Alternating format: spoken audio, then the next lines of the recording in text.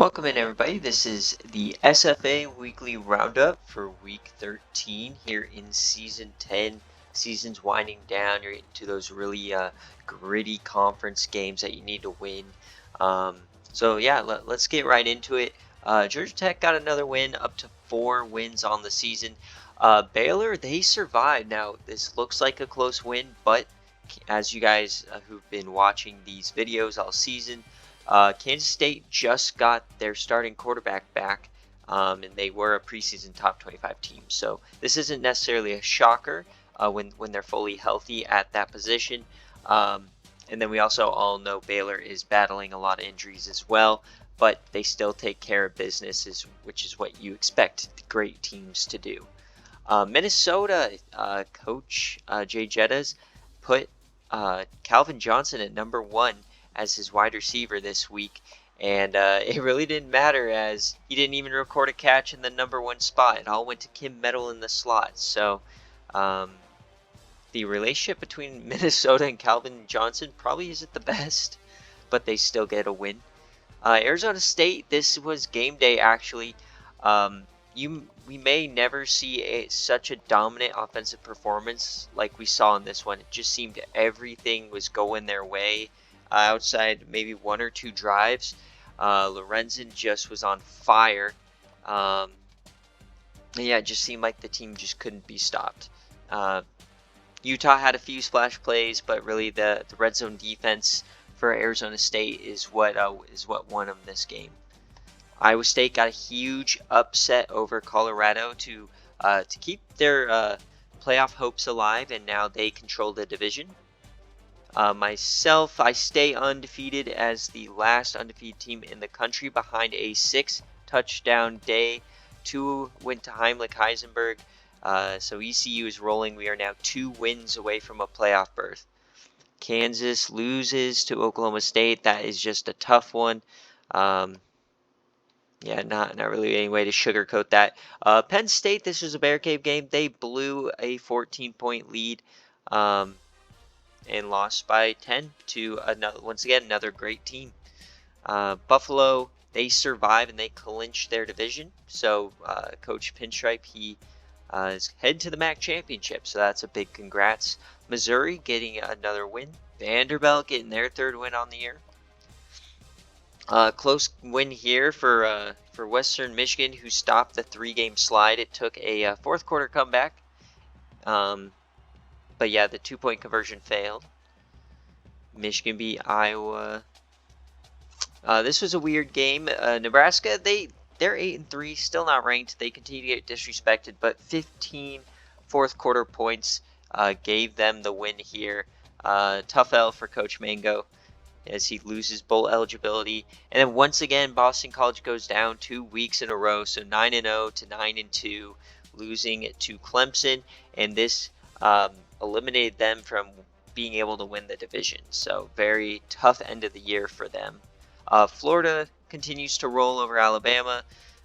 Toledo continues to score 50 plus.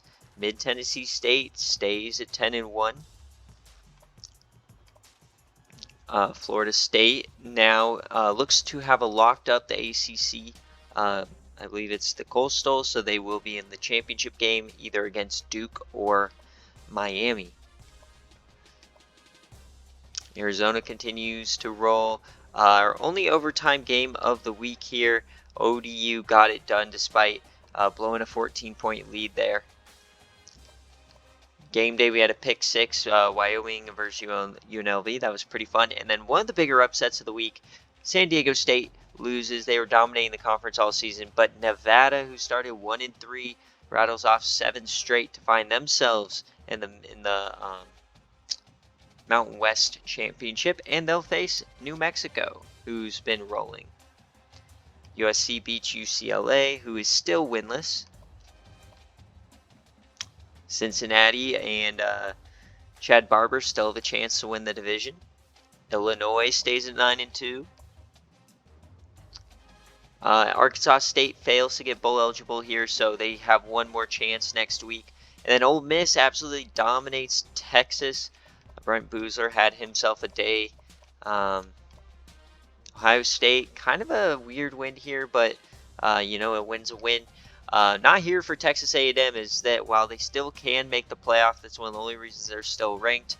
A loss to LSU is definitely tough, especially giving up 21 straight to end the game. Not a good look. Fresno State, Air Force, and then Houston, they just continue to dominate. They were behind 6 rushing touchdowns. We very well could see 2 Group of 5 teams make the playoff. Definitely depends how things shake out, but Houston and ECU are both very good teams. Northwestern as well keeps winning. Miami keeps winning despite a tough start to the season. Georgia. And we get down here to the nitty gritty and not much else to talk about. So as we go into taking a look at the college football playoff committee's decisions this week, you got Baylor, Michigan State, Ohio State, ECU, and Florida. The top 5 did not change. At 6, we had Arizona State jump all the way from 13 to 6. Now we did have quite a few losses in the top 10. This is quite a bit of a jump. I think it's mainly attributed to how they won on game day and how impressive they were. Not to mention that they've also rattled off 7 straight wins. I think this is more of like a recency rank rather than a resume rank. So it will be interesting to see when after conference championships play out how the committee goes about saying who are those last couple teams in. But right now they wanted to give credit to Arizona State. So they are the top ranked 2 team. Houston, despite 45-0 win, they did not move up. They stayed put. Tennessee, once again, they moving up. Northwestern, California. Northwestern jumped Cal this week, or because of a bye. So Illinois jumps quite a few spots. Miami as well. Once you start getting late into the season, if you have 1 or 2 losses, you're going to get the benefit of the doubt. Georgia continues to be the top-ranked 3 team. Colorado, who lost, Utah, who lost, and Boston College. So they actually reverse order of the ways they lost, ironically. But, this is an embarrassing loss. Utah just looked outmatched against ASU. And then Colorado did put up a good fight, though, against ISU. And then this is where Iowa State comes in at they are the 2nd highest ranked 3-loss team, followed by Florida State. Middle Tennessee is moving up to 19. They can still make the playoff. They would most likely, they got to win out.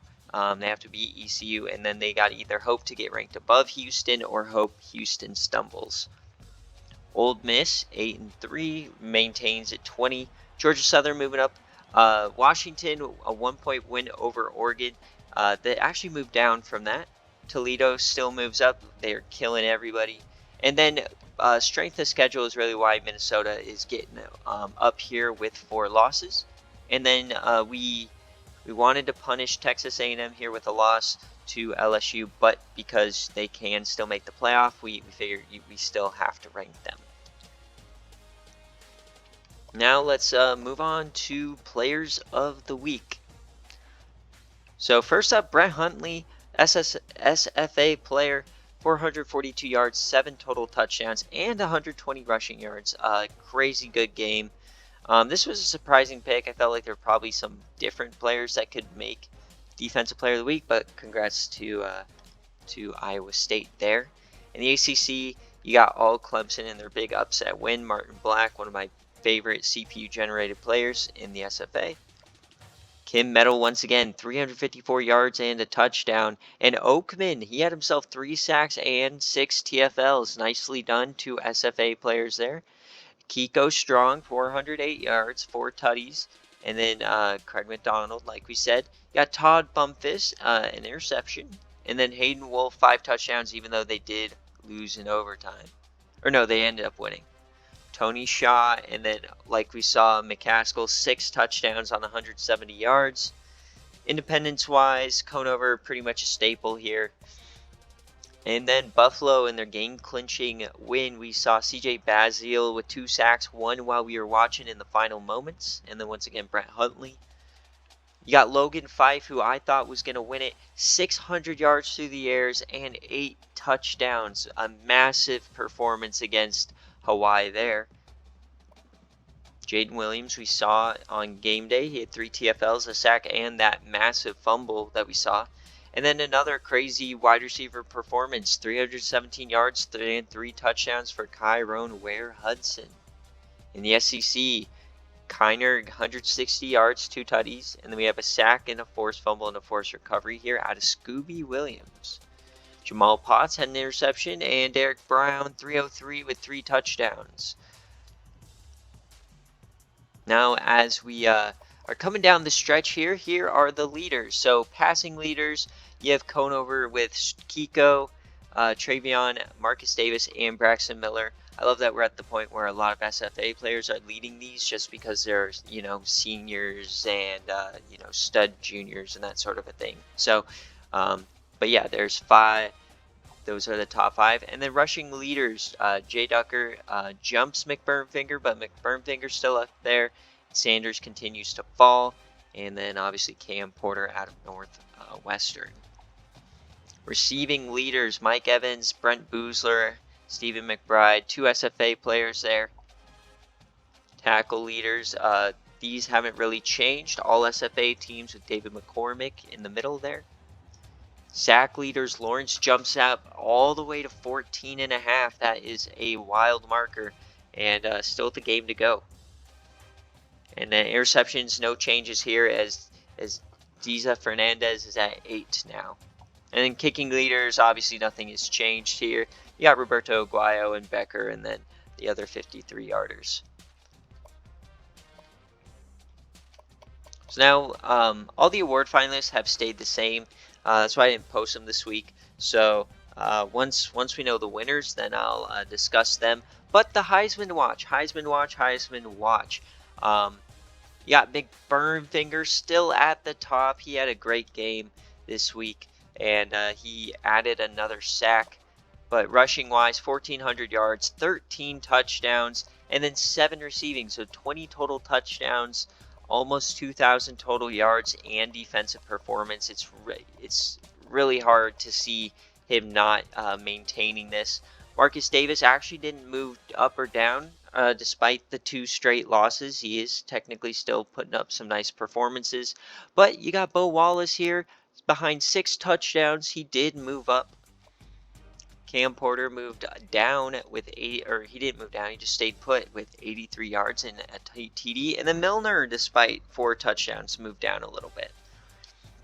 It'll be interesting to see how that shakes out. Probably between those top 3, though, at this point. And then I want to go over the toughest places to play. We've seen some teams lose here. Here are the worst places, Rose Bowl, Virginia Tech, App State, Indiana, and Purdue and Ball State. Those are all 6 in a row, at least dating back to last season.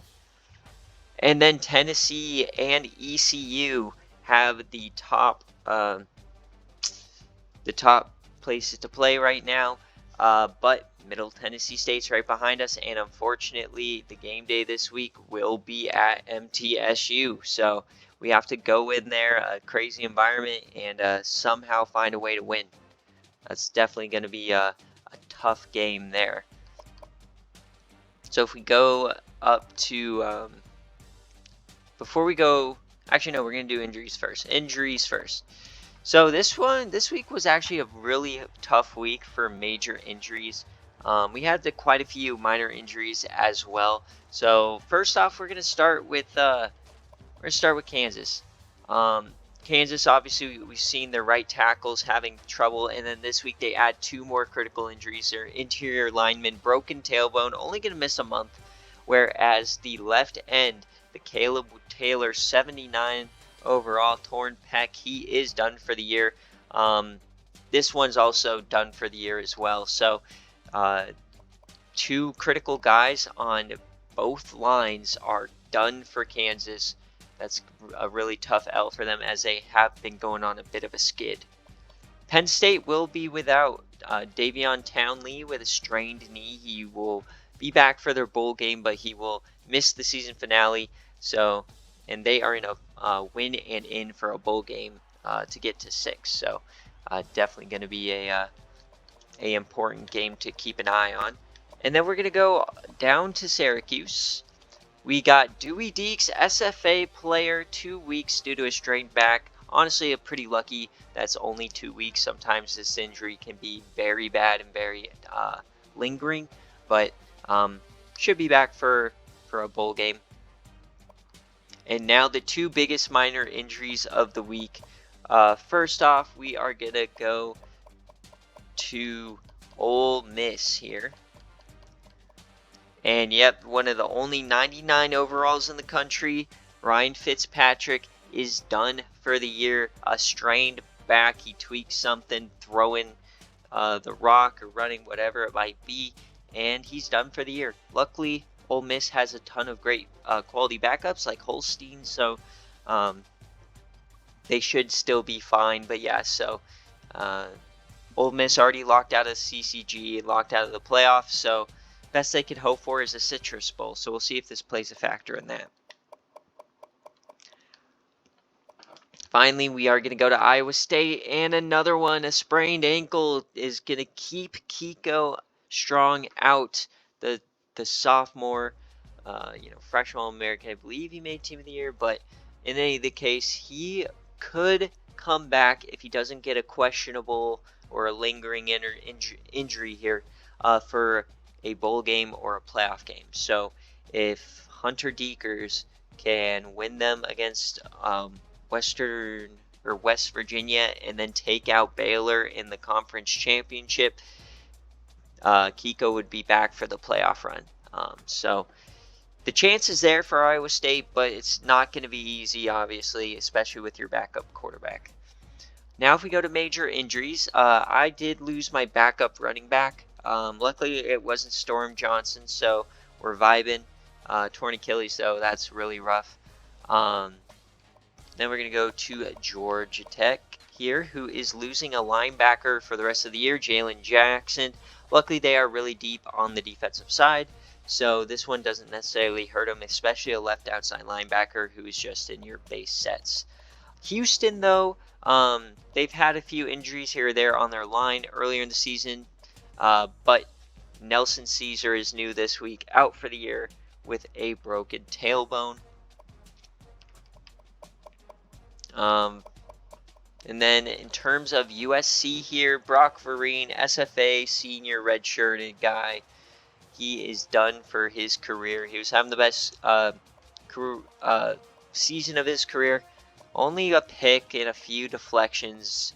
Honestly, a very underwhelming career here. 21 total tackles, 1 pick, 7 deflections is really nothing to write home about. So a very disappointing player here. And then their starter, Jackson Dart, got a strained back, and this one's 7 weeks, so it could always be worse. But yeah, tough roll there. And then our final injury we are going to talk about this week is Western Michigan. They already had Logan Wilson. He's questionable, so he may be back for a bowl game. But their left end now, broken fibula, out for a year. So just when they're getting back their D tackle, they lose an end. Just the tough world of injuries. This week was harder than most for injuries, but luckily the important ones to your quarterbacks were pretty minor. And now the final thing we'll do is go over week 14 here. Lots of things to look out for. Obviously there's a week 15, but there's only one game, so obviously it's rivalry week mixed with fights for division. So this is going to be game day, East Carolina at Middle Tennessee State. Winner of this will most likely have a win into the playoff next week. Me for sure, but Middle Tennessee State as well. Definitely going to be a tough game. They have one of the best defenses in the country statistically, and they have Flipper Masters, so I am definitely scared of that matchup. This one will be fun. Obviously, Iowa State winning in for the CCG. Penn State needs to win to get to a bowl game. Let's see what else. Arkansas State needs to win for a bowl game.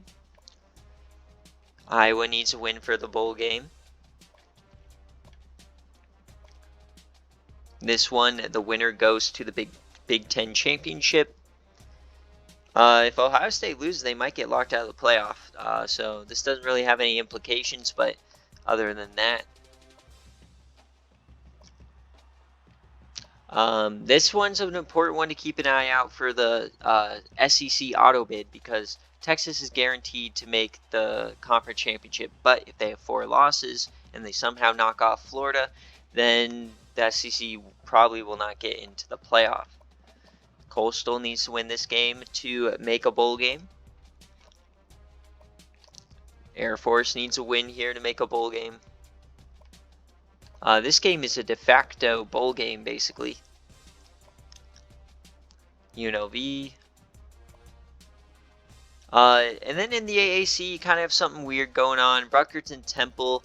I believe the winner of this game dictates if the winner of Army in Cincinnati gets to the CCG. So I think there are 4 different teams that could make it for that division.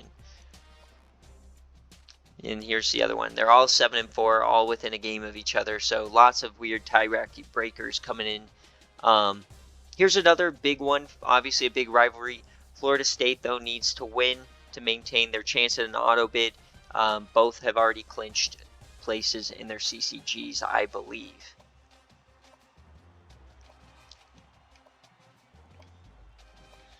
And just scrolling through the rest here. Some good games, some not so good games. I do know that if Miami gets knocked off and Duke wins, Duke will be in the ACC championship with a 6-6 record. So if Pittsburgh can pull off the impossible at home, we're in for a wacky ending to a wacky year in the ACC. And then I believe this one is a win and into the MAC championship to face Buffalo. Toledo is the massive favorite, but it's still a game to keep an eye out for. This one's another big one. Houston needs to continue to win. This one we thought would potentially be for a playoff spot, but both teams lost last week. But the winner will get a really quality win and maybe have a chance at an at-large. And that's actually the last game of this week. So that's going to finish the Week 13 weekly roundup. Thank you guys for watching. See you guys next time.